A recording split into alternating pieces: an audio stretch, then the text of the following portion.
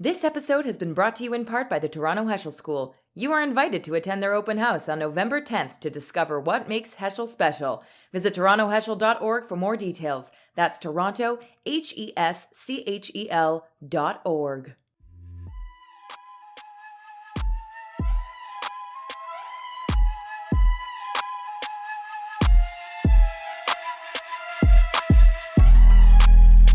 Shalom, welcome to Redefining, a CJN podcast featuring conversations with Jews of color discussing all things Jewish.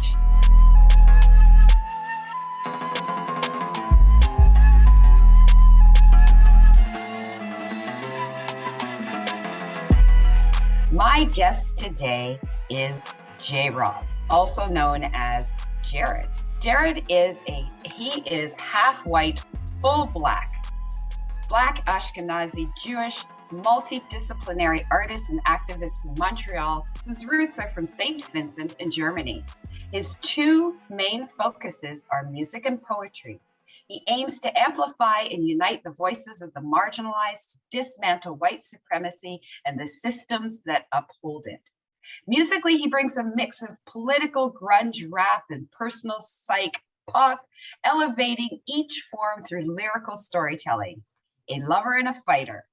He speaks from his soul, expressing an intimate experience that rings true for too many who are struggling under the systems of class, race, and other identity-based oppression.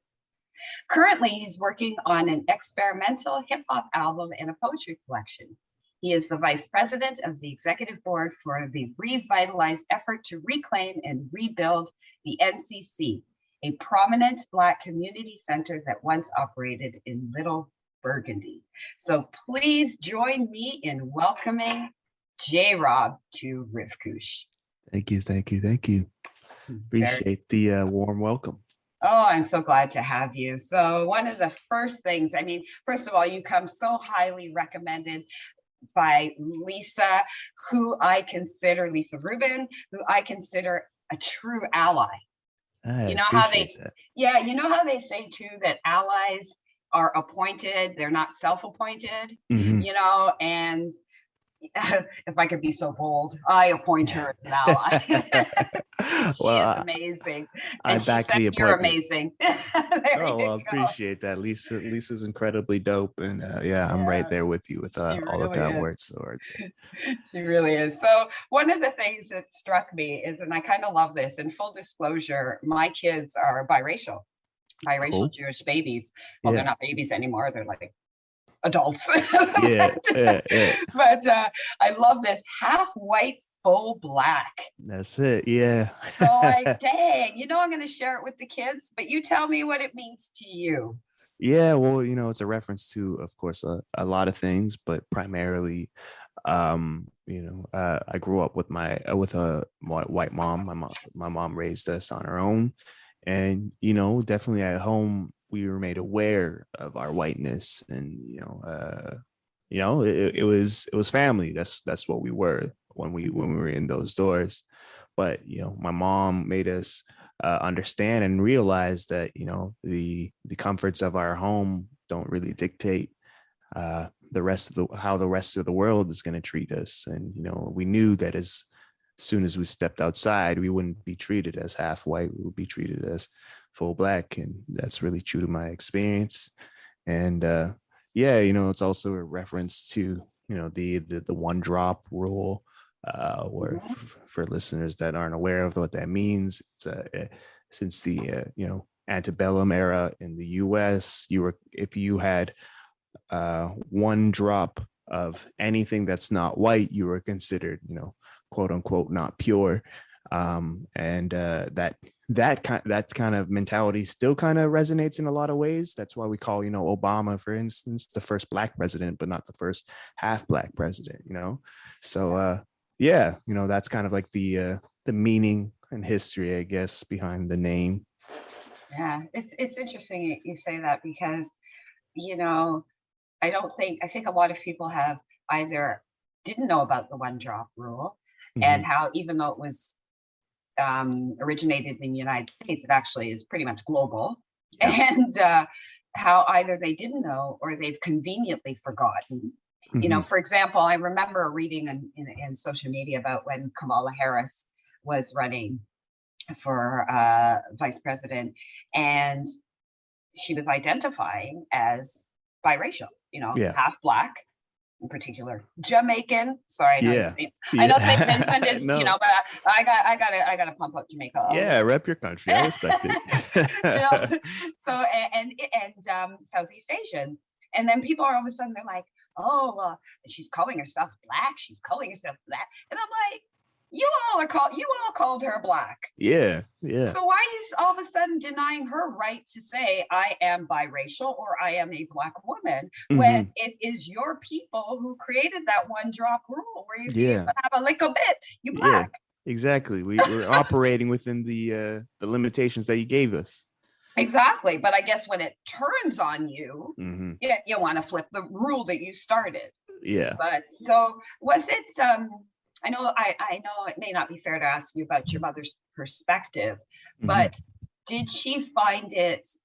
I raised biracial children, but I am a black woman. So Yes. it was, Yeah. you know, it was kind of not, it was a natural segue for me to Yeah. say, you know, for example, to my son, Joshua, the world, you may see yourself as biracial, whatever. And I said, but the world will see you as a black kid. Be mindful of that, yada, yada. And, you know, and I would give examples from my life, right? How was it for your mother? Because she is a white woman. Yeah. Well, you know, thankfully, my mom was very, you know, a lot of the people she hung out with growing up were black. She was kind of, you know, the black sheep of the family. You know, she didn't really fit in necessarily with Jewish crowds. You know, she's still proud of her Judaism, but for one reason or the other, she didn't really fit into the, you know, the middle class, typical Jewish family. And so she found herself, you know, finding acceptance really within, you know, black folk because, you know, they were different. She was different kind of thing. And I think because of that, you know, I assume some of my mom's friends when she was raising black kids, you know, they were like, hey, you know, you got to have to talk with them. You know, you got to. Yeah, I don't know if it was her friends or she kind of just came to that conclusion herself based on, you know, being around black people and understanding, you know, some of the or witnessing, I should say, some of the things that they went through. But yeah, my mom really made a active effort to not only just make us prepared for, you know, the racialized issues that we might face, but also, you know, she also wanted us to be proud. You know, so, you know, she got me involved in, you know, black community centers as a kid. And, you know, if I ever showed interest in a black, you know, she would never, you know, tell me not. I've heard experiences of biracial kids where their, you know, white parents would be like, oh, don't listen to hip hop. It's bad. You know, she recognized black artwork and respected it. And, you know, yeah, she was down. I'm really grateful. I've heard a lot of, I've met a lot of mixed kids in my you know, entire life who've been raised by white parents only, and their experiences were a lot more traumatic than mine. So I'm pretty grateful with the experience I had. That is pretty impressive and courageous of her, because I can only appreciate at times it might have been a challenge, and it's nice to hear that she had a support group. How many kids are in your family? So on mom's side, I have 3 other brothers. Oh, wow. Okay. Yeah. Okay. Yeah, okay. yeah. That's cool. I come from a family of 4 girls, actually. Oh, wow. Look at that. Yeah. So, but no, that's impressive, because one of the things she went beyond, you might get the joke. She went beyond just trying to figure out what to do with your hair. Yeah. And actually tried to, you know, make sure that you would cope well in the world that you're going into. And exactly. Like, props to her. What about the Jewish aspect of it? Because that's a whole other thing.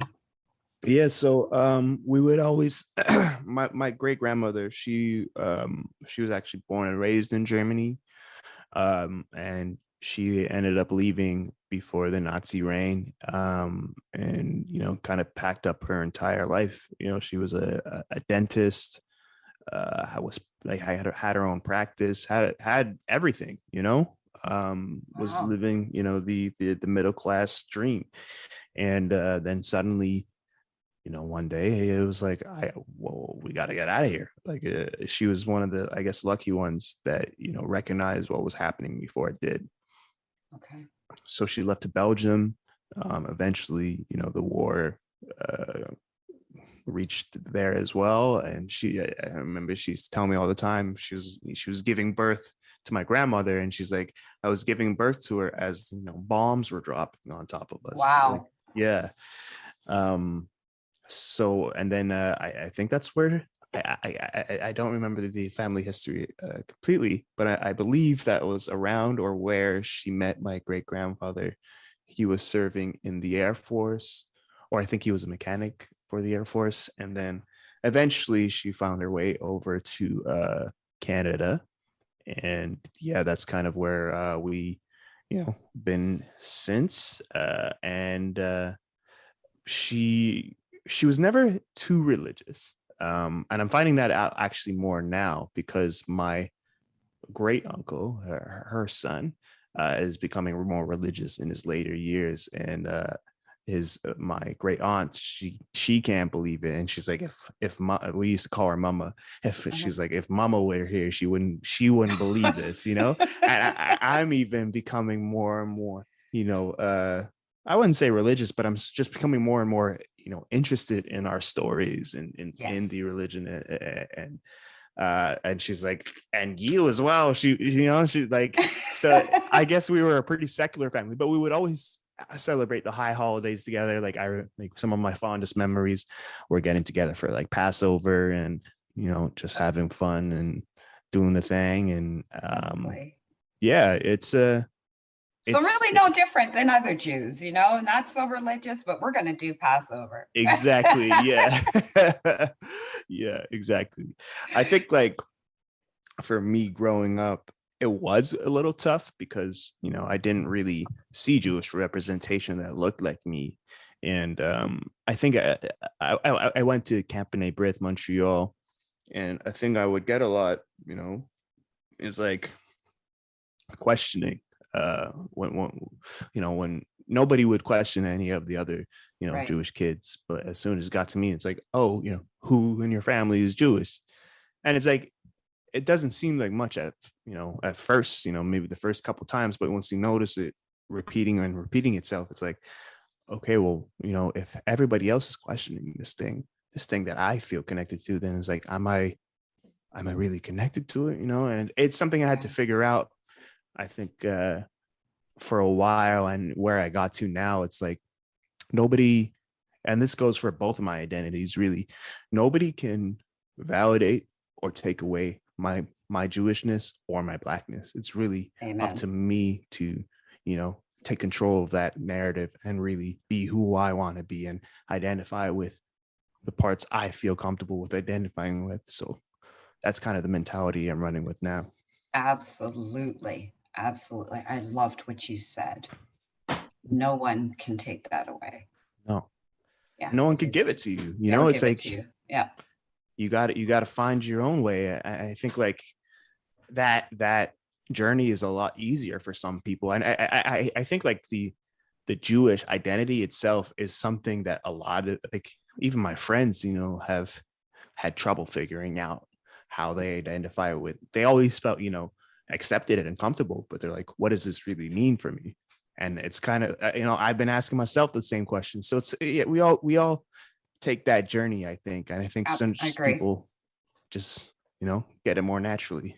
Yeah, no, I absolutely agree. It's a Jewish thing. It really is a Jewish thing Yeah. to question and to wrap your head around and to figure out where you fit. And sometimes some things make it more in your face, like when there's anti-Semitism, it's, Hmm. you know, then you start thinking about your who you are as a Jew. Right.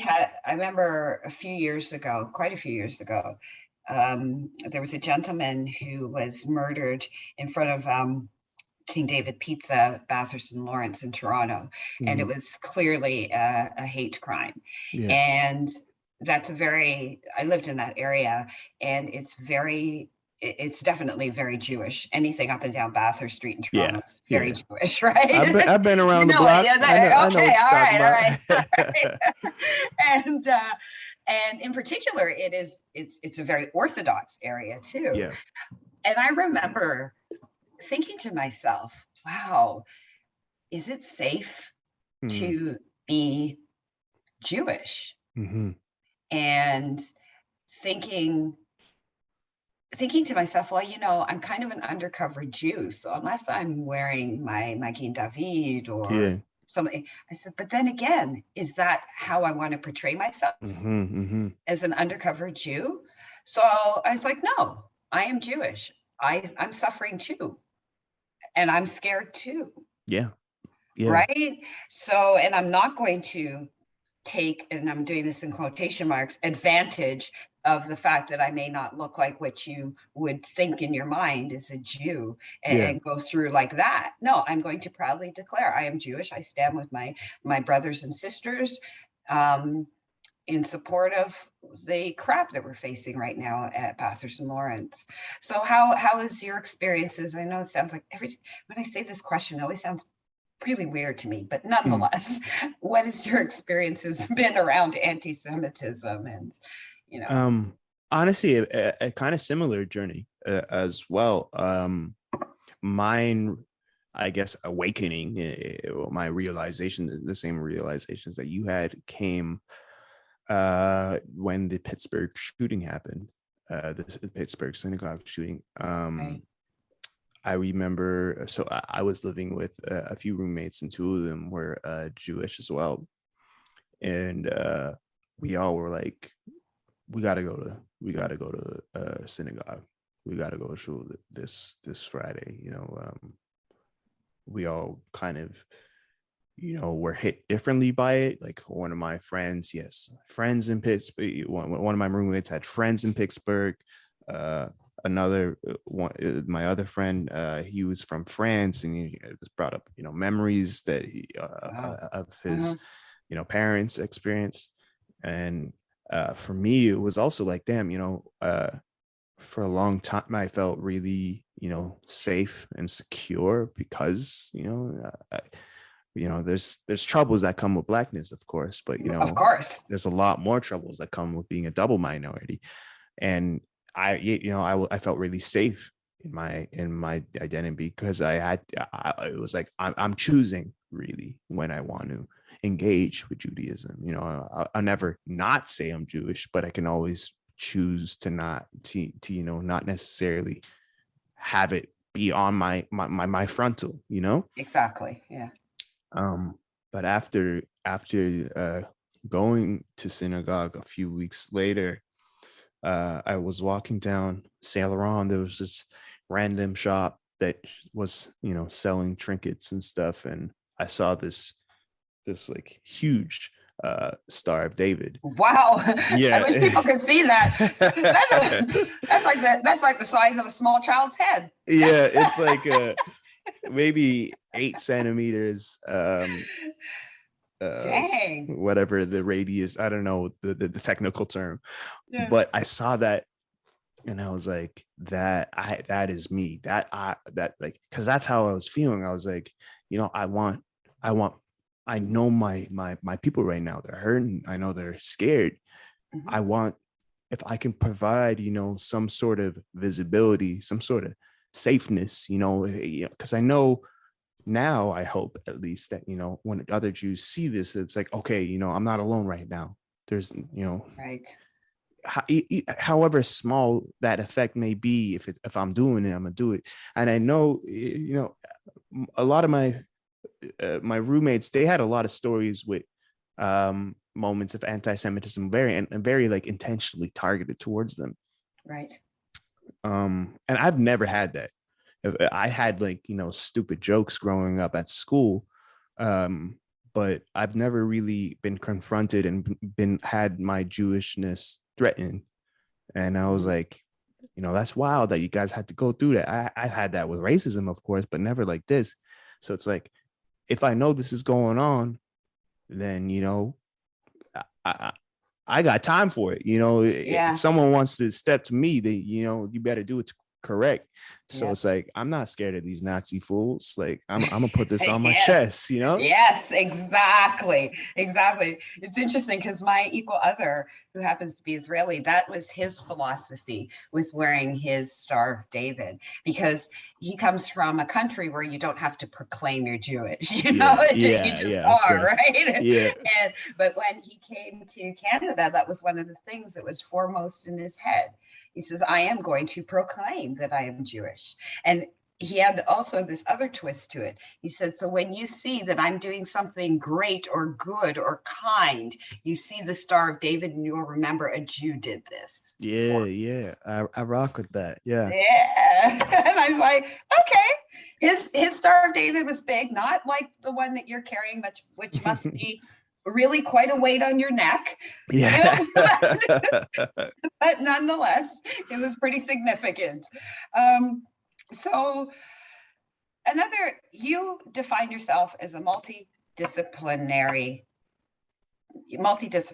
artist. Now, Yes. in my head, when I think that, I think what I would love to be: singer, dancer, actor. But Hey, it's never too late. It's oh never no, too late. that's just in my dream, right? Or when I'm at home alone and I'm reenacting something. There you go. Or I'm doing, my latest is I'm going to mispronounce her name, Cynthia Arevio, Stand Up, the song Stand Up from the movie Harriet. I have been singing that like a crazy girl, and I can't sing, Hey, get but it where you can. I'm like empowering it, because that song too, just, sorry to digress, but that song is so powerful. You've heard it, yeah? I haven't. You know what? I'm Oh, gonna you load it need up on my to Spotify and listen right after load this. it up. It's called Stand Up. And the beauty of that song is that it applies. I feel like it's both, it's about both my people. It's because it's a song written for the movie about Harriet Tubman, but nonetheless, it's like stand up, and it's about freedom. It's about helping my people. And it applies to both of our peoples. So you need to hear that song. It's quite powerful. Oh, I But got it queued up. As soon as this is done, I'm gonna hear excellent. But so tell me how you define multidisciplinary artists. Yeah, so I've written poetry for 12 since I was like 12, and I always love writing. Writing is just something that's come so naturally to me, and I'm so thankful for that.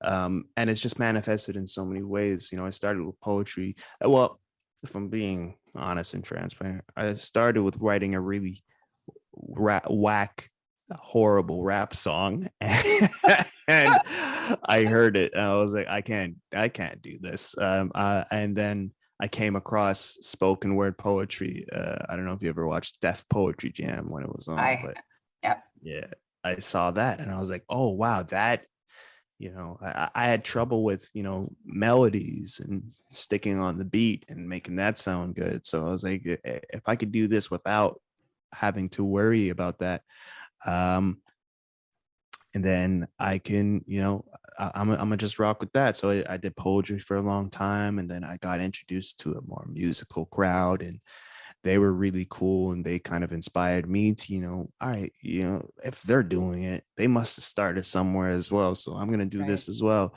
And music has been, going really well. And I have a few scripts that I wrote that I'm trying to get developed. A short film. Oh, yeah. And hold on a minute.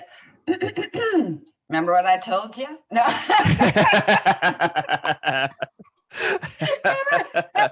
I'm just teasing. Yeah. Oh, that is so cool.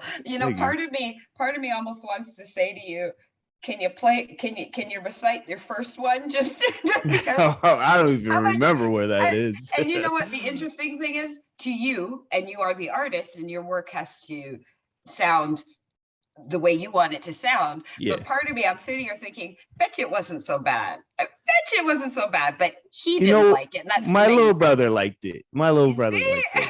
So. You see? So are you up to share? Yeah, I think I can share some with y'all today. Okay. Let me see what I got here. Let's see. Because that would be kind of cool. That would be really cool. I have tried, but it really is an art form and it really is like it speaks to talent. Because when I try spoken word, I just sound not right. When I try to rap, I just sound not right. Well, you know what? Something I've noticed and come to appreciate is knowing when you're not good at something is a talent in itself, because that's what, because you can improve. There's so many people making music, making poetry that have no idea how they sound really. It's like Oh, and it's good that they're making art, but it's like you got to be able to criticize your own art, and you got to be able to grow. So it's like the fact that you're able to recognize I'm not good at this yet is like a good thing. It's like hold because on, though, from hold there on. you can improve. I ain't adding the yet to it. Just like there was no yet added to it. It's like I'm not good. Full stop. Well, Oh wow! But thanks. well, if you ever want to pick it up, and I love, really putting people on and helping people with poetry. I think like spoken word, especially, it's such a beautiful art form. It's like a very, like naked art form. It's so vulnerable. Absolutely. So I love, when people show an interest, because it's also something that I feel like doesn't really get the same kind of respect that it used to, at least. So it's like to see people interested in it, and if I can help them, Oh, find I'm their just way. getting chill. Even as you're saying that, I'm getting a chill because there have been I've been moved by it. And in the most unexpected places, like for example, I was watching, okay, I'm going to out myself as like a garbage TV watcher, but I was watching America's Got Talent or something like that. Cool, and I cool. think, That's all good. and I think I think it was that show that a spoken word artist, I believe, won it. Oh, wow. And yeah, and so one of the things, do you think I can remember his name? No, I can't. Please forgive me, whoever he is. But one of the pieces that he did, I was just like, and I could feel like myself like choking up. And my equal other, when he finished, because he doesn't watch those things, but it caught his ear, and Mhm. he was like, "Wow." I was like, "Wow." One of the first spoken word pieces was Vanessa Hederi, who did she did something about being a Jew of color. Mm. And I always remember it because one of the lines in it is when they say you don't look Jewish and this and that. And one of the things she says, and I'm going to have to bleep myself, is, and I'm paraphrasing her badly, forgive me, Vanessa, but she says something like, what? Um, I don't look Jewish. Should I fiddle on a bleeping roof for you? Mm. So substitute that with, Yeah. right? And Yeah. then at the end, she says, I don't look Jewish. You don't look, period. And so you Mm. remember things, from spoken word. It sticks with you. Anyways, you ready, J Rob? I'm ready. I'm ready. Okay, take it away. So this is one of my most recent ones. It's called Here We Are. Here we are, still struggling, searching for the precipice of our salvation. Still struggling, lurching from the pestilence of our routed nations. Here we are, still striving, still fighting, still dying, because you dared to raise your fist. Here we are, gazing into the abyss, the chasm of the corrupt creation. In my mind, I lay betwixt imprisonment and liberation, militance and patience, sadness and more and more and more and more and more pain. Here we are, heavy hearted, blood boiling, another page in our long-winded story of persistence, resistance, and more and more and more and more and more pain. Here we are, hoping that this time they'll heed our words until the day I'm dead and gone, and someone will need to say them again.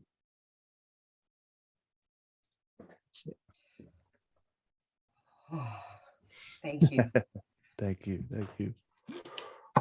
Thank you. Thank you for sharing that. Thank you for your voice. Thank you. I appreciate the opportunity. Whew, okay. So musically, I have to pause for a second. Hold on. Just Take your time. It's all good. Dang. Okay, so musically, your influences are. Yeah. I'd say my influences come from a lot of places. It's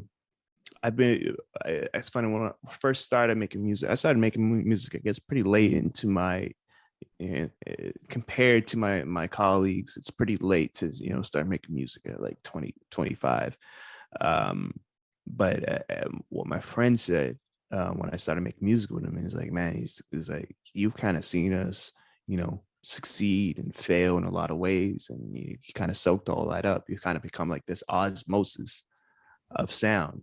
And so he's like, it's really cool. And it's like, that's kind of how I view my music as well. It's like, it's a lot of things. I love Charles Bradley. I love Sam Cooke. I love Rage Against the Machine. I love Death Grips. I love Kendrick Lamar. I love Tupac. And I'd say, like, I'm always trying to test myself. I've been listening to a lot of Charles Bradley lately, and just like a lot of, the soulful 60s I call them. Yeah. Well, I'm sure I'm not the only one that calls them that, but the whole like raspy voice thing, I'm really, I found out I can kind of do that as well. So I'm like, all right, so how can I make this work in, like, a lot of my stuff is like, like punk and hip hop. So I was like, how can I make that, work in this? And it's really cool. I got some pretty fun stuff coming out. Wow. But yeah, because I do remember, like I listened to, you have two pieces that are quite interesting in terms of musically. You have Coming For Me, which we'll play a bit in a bit. And the thing that really, you hear the punk influence in that. Right? It's like, you can't mistake it for. You took me back to my misspent childhood listening to like 70s, 80s, early 80s punk rockers. And the whole, wearing my Doc Martens, and the whole, merging of the punk with the skinhead, the skinhead movement in the intent that it was meant to be before it was bastardized by the white supremacists. Because a lot of people don't realize that the punk, or the skinhead movement, was actually had influences of reggae, and there were black people in it. And it's like, people, it seems and like they was fighting the Nazis. They were any injustice, they were there. Right. So, they were cool. So I definitely hear that punk influence in Coming For Me. And like I said, we'll play that in a wee bit. And actually, we'll play it now so that people can hear it.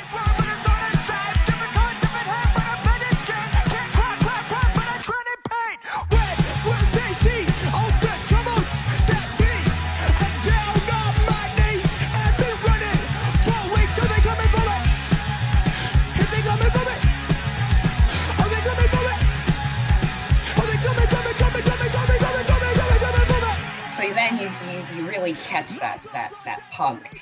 And then I also listened to Fly Away. And it's like, you almost think to yourself, is this the same dude? Because often people pick a genre and they stick with it come hell or high water, right? Well, it's like me. It's like, I'm so many things, I'm this Black, Jewish, I identify, with queerness as well. And it's just like, I'm just I've never found a box that fits me, you know? So it's like that speaks true to my music as well. It's like, why limit it? Because the way I see it, it's like everything I do is the most me thing ever. Nobody can say, well, yeah, you might be like, wow, it's a surprise, you know, that these, but you say, oh man, that's not halfway full. It's like, yeah, it is, because I made it, you know what I'm saying? So it's like, Absolutely.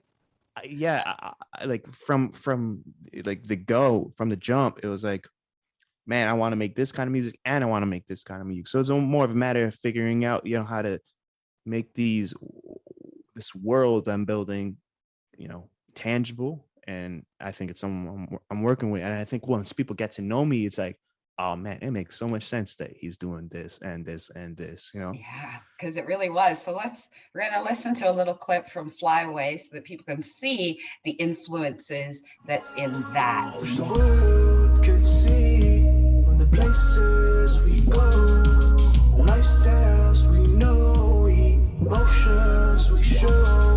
When will we be free from the carrions of crows, the weeping of widows, seeing visions of Van Gogh, grasping out to hope.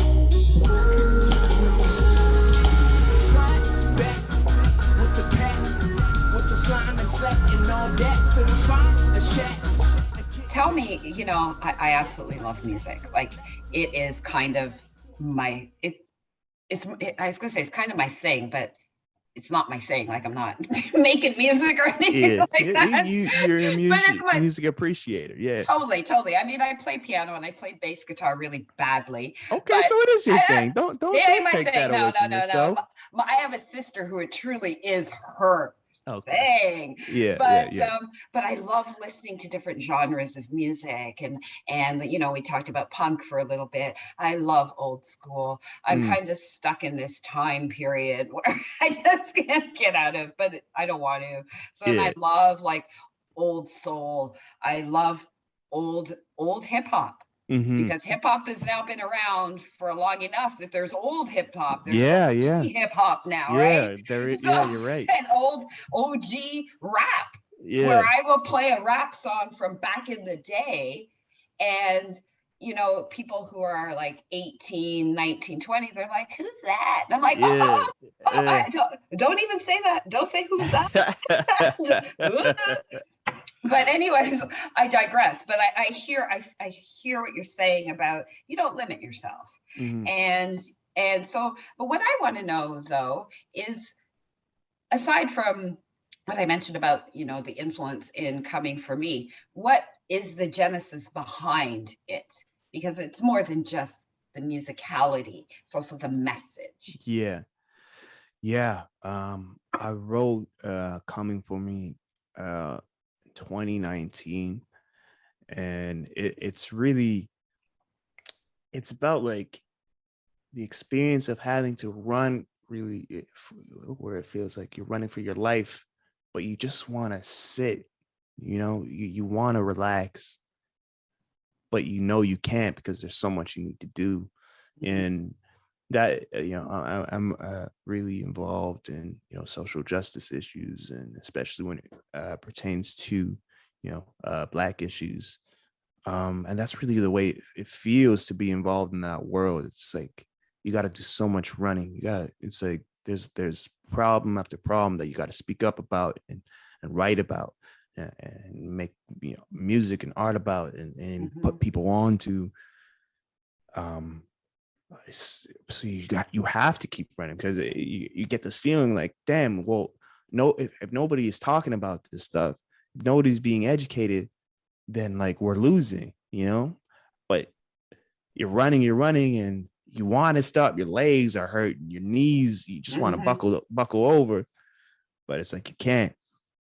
That's kind of the feelings I was trying to emote.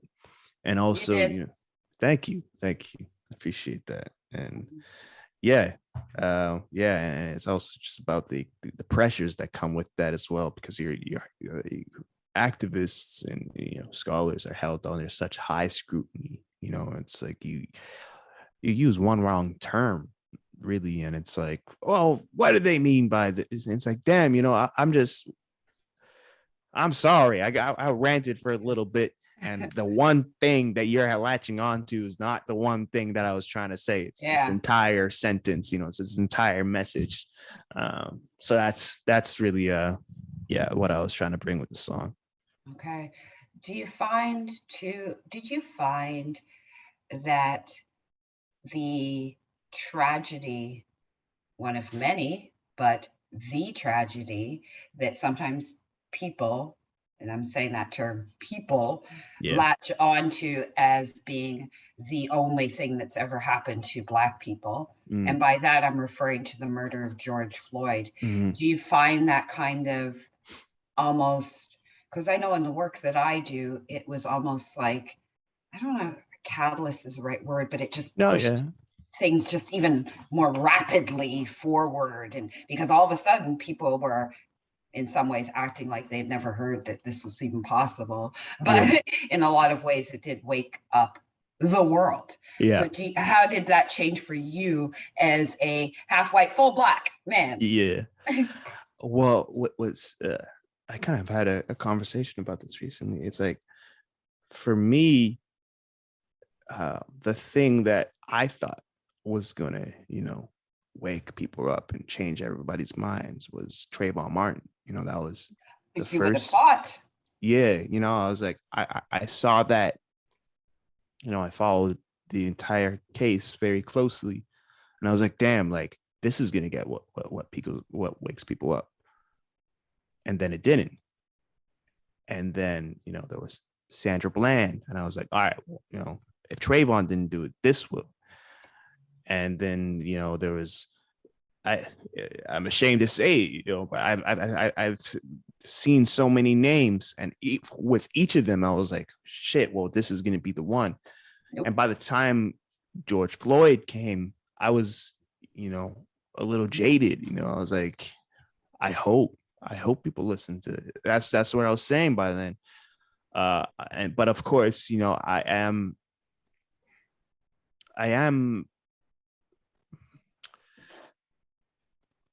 or I'll say I was, I guess. It's weird to say please, because an innocent man. I hear what you're saying. I understand what you mean. I understand, but go ahead.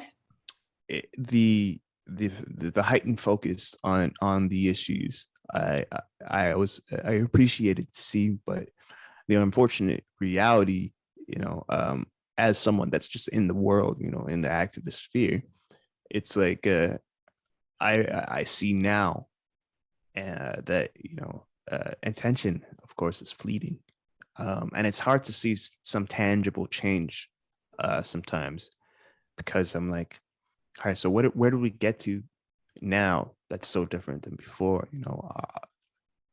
Are police now not killing innocent people? No, we've seen budgets, police budgets in the last year actually go up.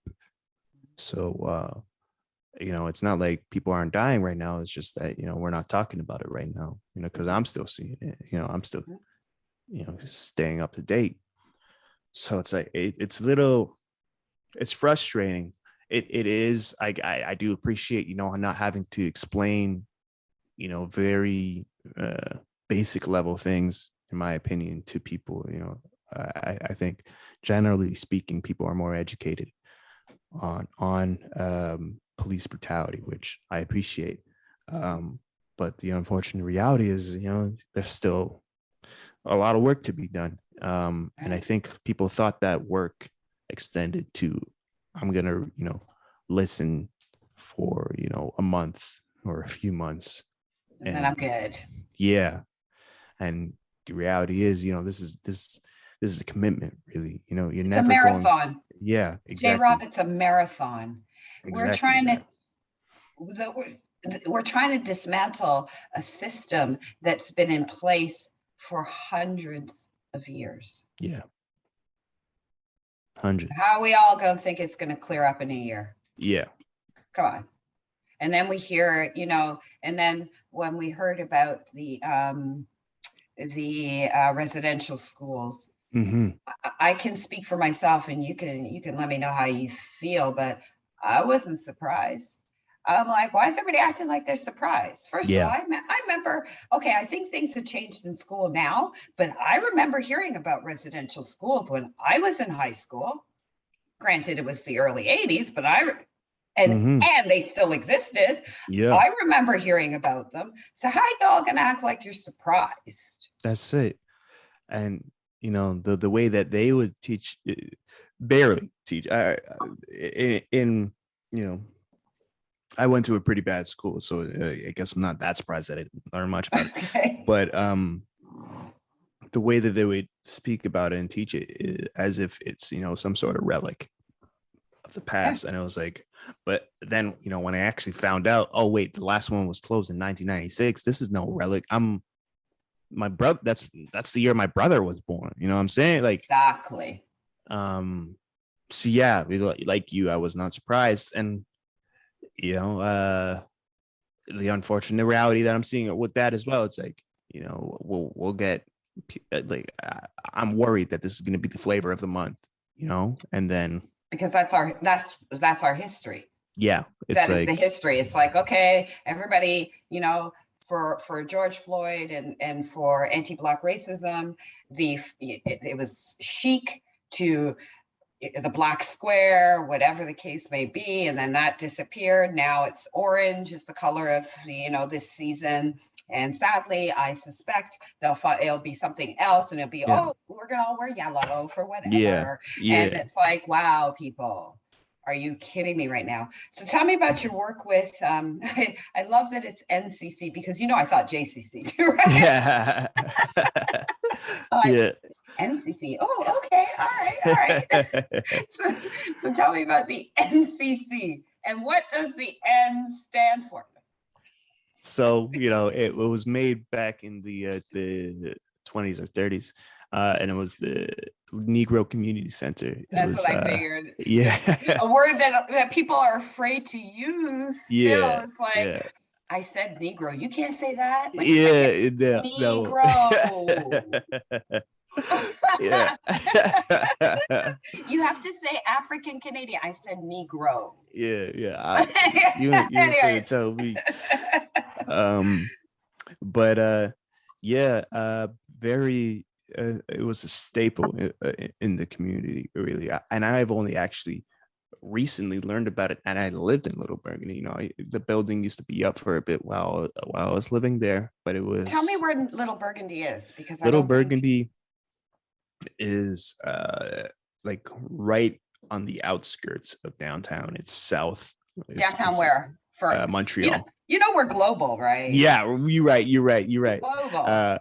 Downtown Montreal. Okay. Yeah, it's right on the outskirts, on the southwest, and it's a beautiful place. It's like, I've never really personally felt connected to land before. That was always something I struggled with understanding. But like, Little Burgundy is a place that I will always call home, no matter where I'm at.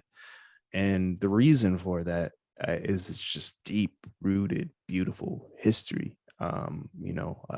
Montreal was a porter city back in the day, and so many Black folk, were working the trains, and they would stop in Montreal, and they just grew a community here. They stayed for a bit, and they're like, damn, this is the spot. And it blew up. So many Black Caribbeans and Africans settled there, and we had a bustling jazz scene. Like, it was like no other. Like, people, big timers would come, and they play on St. Catherine, which is one of our main strips. Oh, I know, because that's shopping. Yes. Yeah. Well, I know back in the day, continue. it had jazz clubs, and they'd go play the jazz clubs there. But by 2 a.m., 3 a.m., when those would close, they'd be like, all right, well, I'm going to play where the real spot is.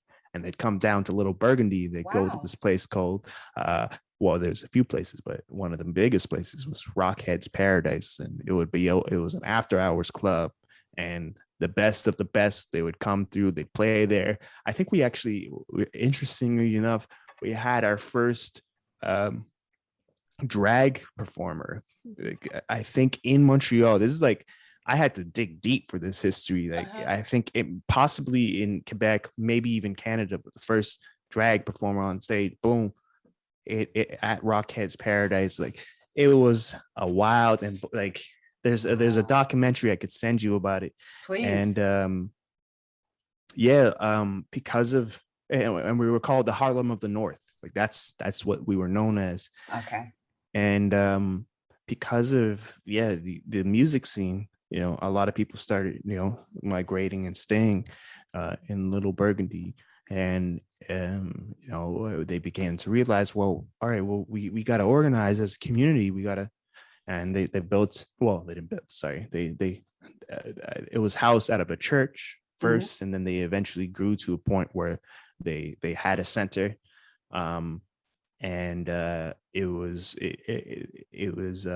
Nelson Mandela, came to speak. They didn't come to speak at the NCC, but they came to speak in he came to speak in Little Burgundy. On. Yeah, it was a hub, a black hub. Like, it was no joke out there. And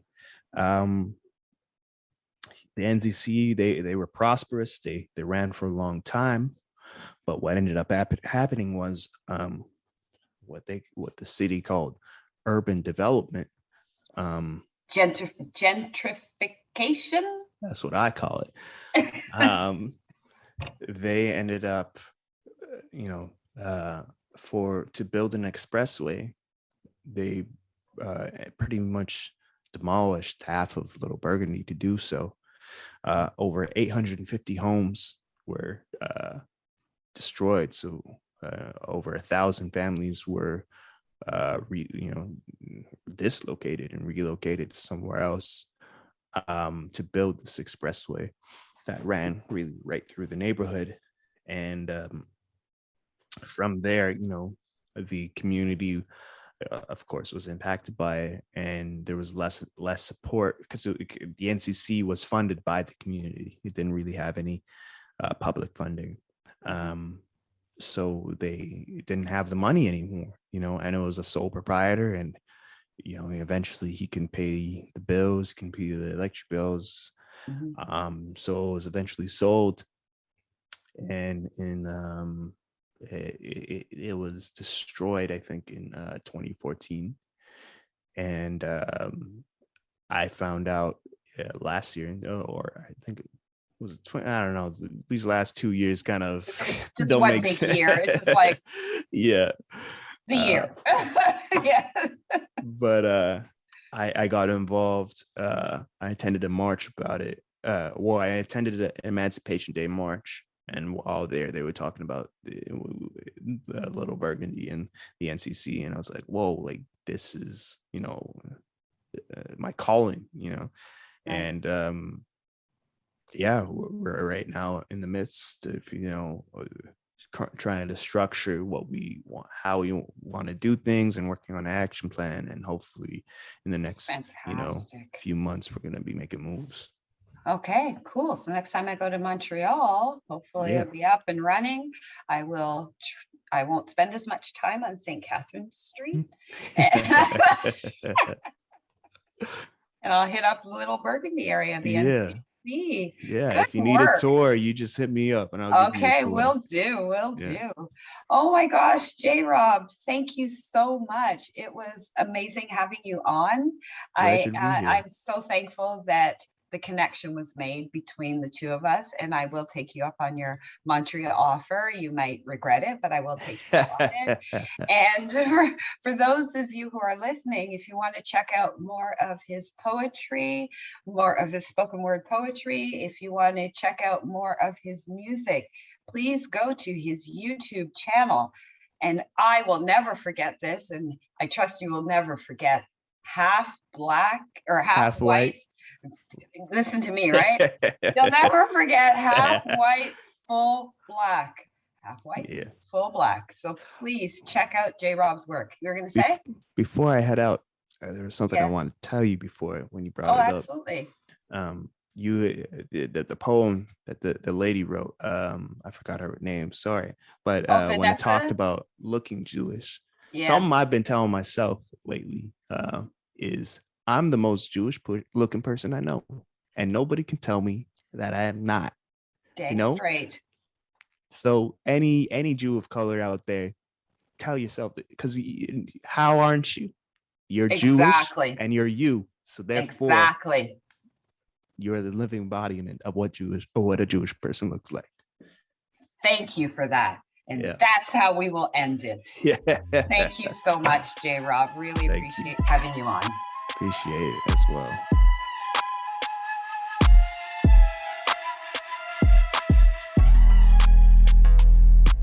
Thanks for listening to Rivkush. Our producer is Michael Freeman, music by Westside Gravy, and I am Rivkush. If you enjoyed this episode, you can hear more at thecjn.ca/Rivkush. If you want to support the CJN, join the CJN Circle. You get quarterly magazines, invitations to live events, and a weekly printable edition. Learn more at thecjn.ca/circle. Thanks for listening.